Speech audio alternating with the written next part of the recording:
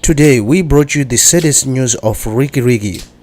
The award-winning hip-hop artist Riky Ricky has died. Details of his untimely death are still fuzzy. The accomplished musician, whose real name is Ricardo Mzwendlovu Mercado, allegedly took his life at his estate home in the north of Joburg on Wednesday morning. Several sources allege that the Muso hanged himself with a rope after suffering from severe depression. A source close to the situation alleged that the talented artist was found by his management team at his house at about 8:30 a.m. on Wednesday. They rushed him to the nearby hospital as he was still alive. Unfortunately, he died when they were en route to the hospital, said the source, who did not want to be named. Riky Ricky, aged 34, is the second celebrity to have died by suicide this year.